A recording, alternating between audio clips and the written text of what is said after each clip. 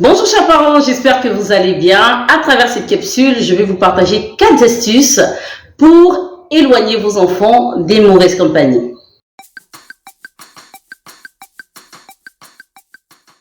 Alors, la première astuce de ce jour, c'est celle d'être un modèle de comportement positif. Vous devez, en tant que parent, être le modèle de votre enfant.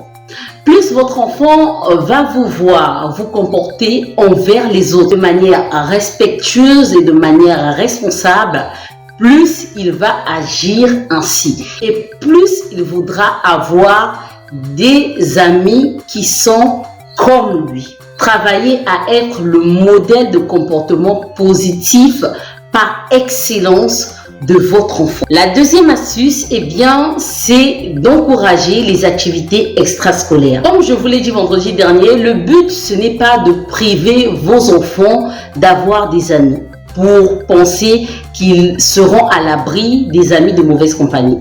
Non, il faudrait plutôt encourager vos enfants à fréquenter des enfants qui partagent les mêmes centres d'intérêt qu'eux et qui partagent les mêmes valeurs qu'eux. Si par exemple votre enfant s'intéresse à la lecture et que dans son école, il y a un club de lecture ou encore de littérature, il sera difficile de trouver dans cet environnement des amoureux de la lecture, des enfants très difficiles. Il sera vraiment difficile. Donc voilà pourquoi choisissez des activités extrascolaires pour vos enfants qui correspondent à leur centre d'intérêt. Troisième astuce, il faudrait communiquer avec l'école.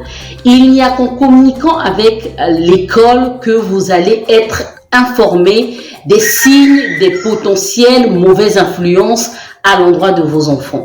Donc, si vous ne fréquentez pas l'école ou que vous n'avez aucun contact avec, par exemple, le professeur principal de votre enfant, il sera difficile pour vous de savoir si votre enfant est sous une influence quelconque.